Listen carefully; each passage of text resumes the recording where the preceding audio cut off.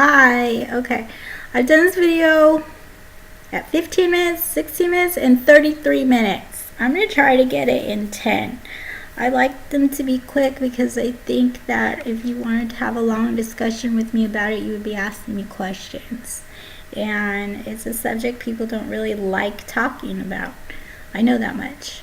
But if you're curious about schizophrenia and dysmorphia, how they tie in together, and how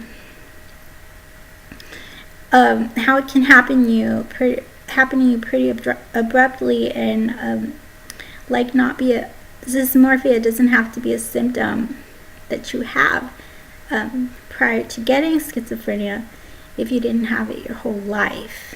Okay, so here's what happened to me. Classic dysmorphia is when you look in the mirror and you see somebody else, or things change when you look in the mirror, but it's not actually happening to you. You look the same to everybody else, but you think everything is different, and it drives you nuts. That's really what I've known about it to be for a long time. But for me, dysmorphia is something in my face, weird sensations that actually change the way I look and feel.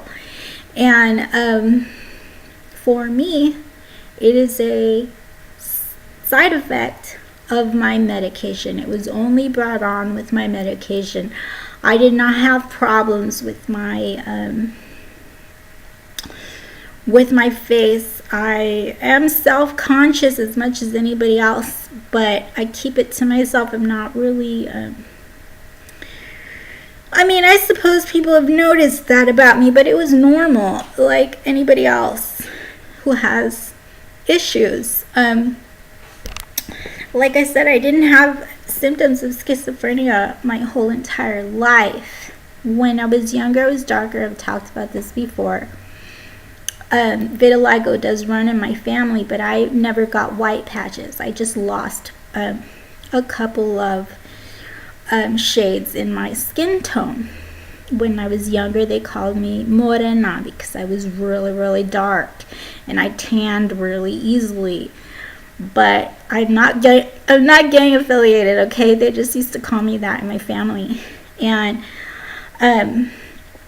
I got light skin. I went through a little bit of a weird thing about it, like an identity crisis.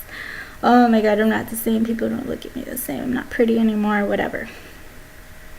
But that's normal to go through those things when you notice such a large change over such a short period of time. I did see a few counselors, and they all told my mom that I was fine and I was normal. I just, was being a normal teenager about it. And so it's fine.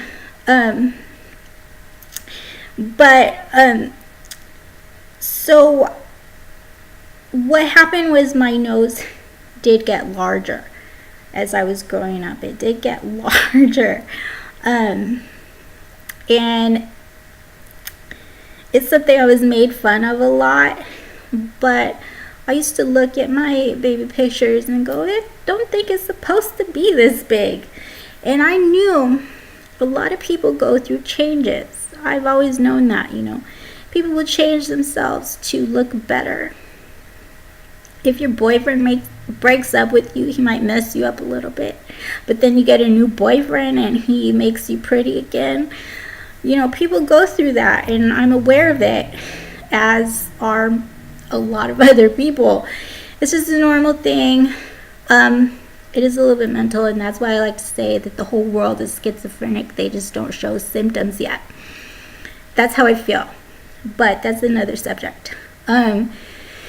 So I know these changes happen to people, and it's no secret, but it never happened to me. And that's the only thing I noticed that ever happened to me, is that my nose got larger and I couldn't fix it. But I didn't want to try to fix anything because I just wanted to stay the same all the time. I never wanted to get involved in this witchcraft. I never wanted to have things in my mind, and for my whole life I was clear-headed and totally fine. But then somebody tried to change my notes. And I don't know why that was happening to me. Maybe I was doing that. Oh, I can do this now, Whatever happened. Put in my stars to fix my nose. And it is what you see today. But I still didn't like having to hear and feel those things. It kind of hurt a little bit. And I was like, don't change me. I don't want to go through this. I don't like it, How is this happening? Because I wasn't hearing voices. I just felt that, and it was a really strange thing. And it was all around the time where my little conspiracy was happening. So I'll tell you a little bit about that in another video. I'll probably put a part 2 to this, but for right now we're just talking about the dysmorphia.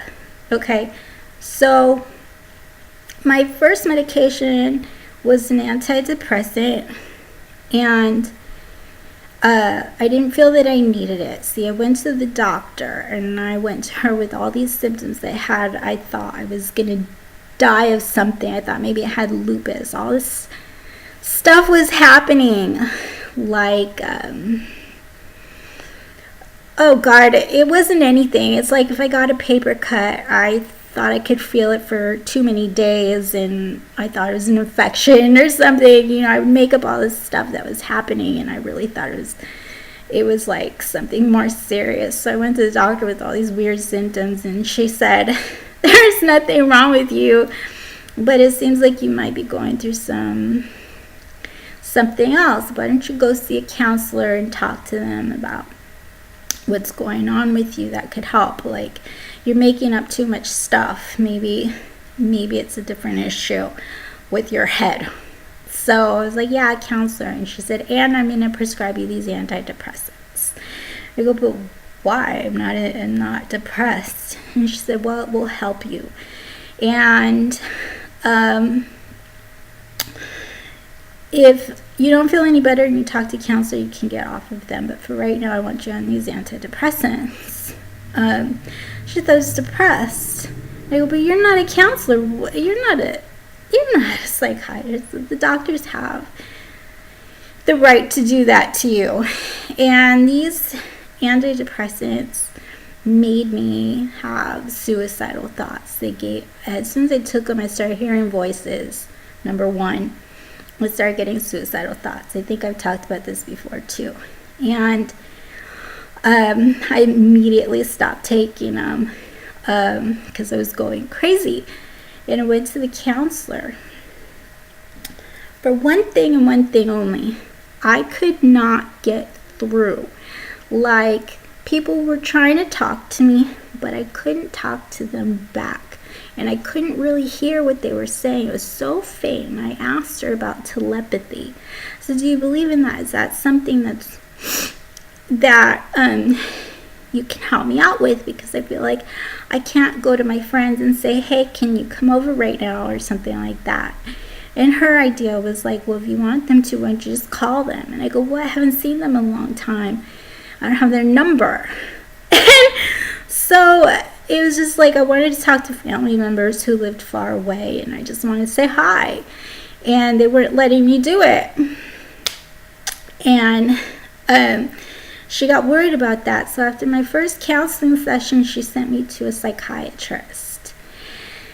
And the psychiatrist put me on the hardest medication.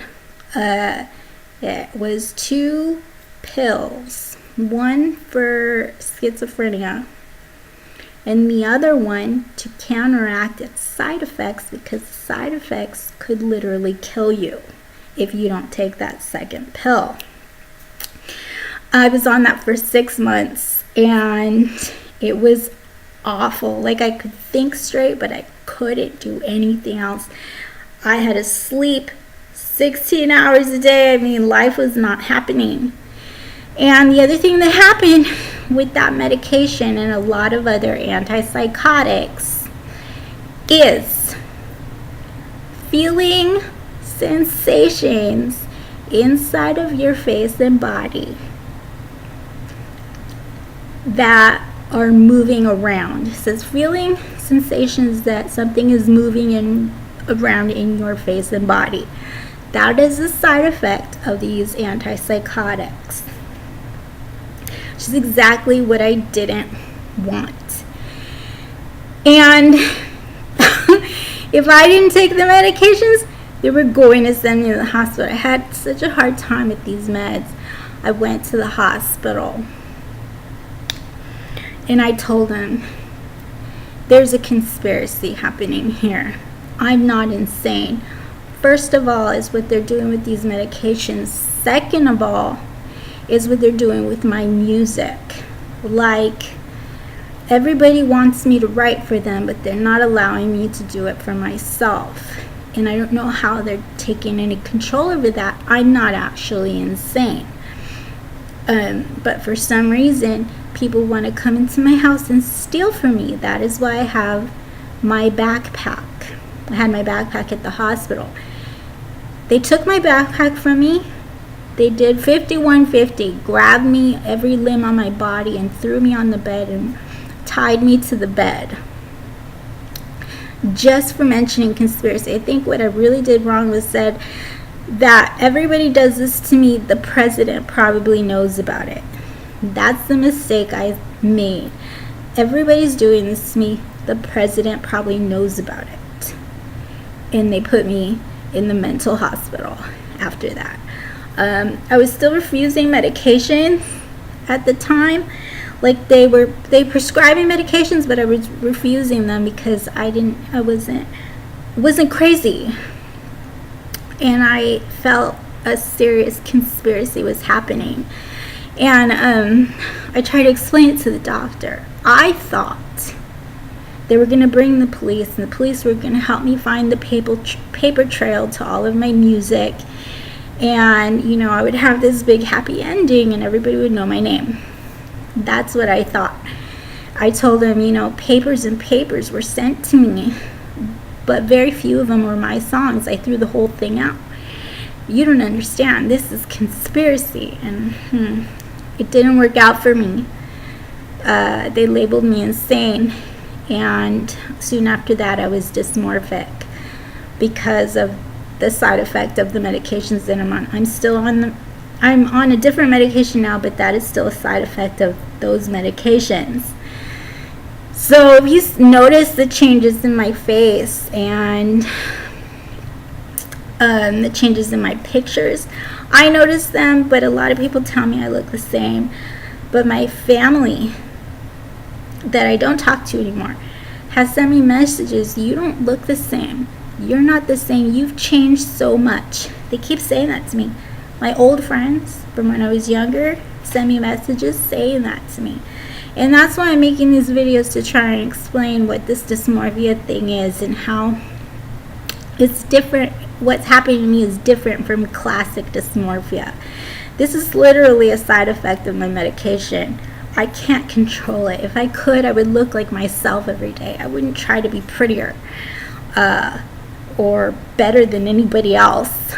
I'm very comfortable in my own skin. And what I'm lucky about is that the medication I'm on does not cause hair loss. However, I'm losing my hair. It is not growing past this point. It keeps getting cut off, and my hairstylist mentioned it. I told her to talk to my doctor. He said it's not a symptom. It's not a side effect. So I did some research, and basically what happens to schizophrenics is that you're thinking about 20 million things a day. You and everybody else are. But things that you're thinking about are different than what they're thinking about. So they may be taking care of themselves every week, doing their little rituals. Meanwhile, you are having rituals trying to clear your mind, which can take away from things like taking care of your hair and really knowing what works for you and what doesn't. There goes my phone. I'm going to cut this video off. that's my whole story on the conspiracy and how I feel the dysmorphia was given to me on purpose. Maybe not by the individual doctor, but just by the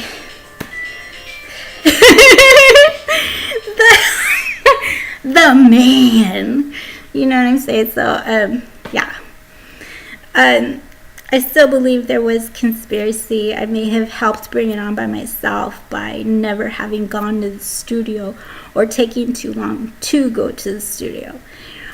So they all thought they could take advantage. That's what happened with my music. But as far as my medication, I think the situation with me was that they were too quick to diagnose and too quick to medicate. Really, I think that I could have gotten away with being in counseling for many, many years, talking about my past and talking about what happened with my music. Would have been a lot more helpful. But once you're on antipsychotics, you can't go back. Antidepressants you can get off of, but antipsychotics are a forever thing. You get addicted, and those symptoms of schizophrenia, once you have them, I figured out you can clear them for long periods of time, but they're always going to be a possibility. So what's more dangerous is how you deal with that, is not dealing with them very well. So coping skills are important for people with this illness, and counseling sessions can help you with those. So always try to reach out to people. Don't seclude yourself. And some people take to the Bible. Other people find a hobby. Do what you can. Feel better about yourselves. Thank you so much for watching. Bye-bye.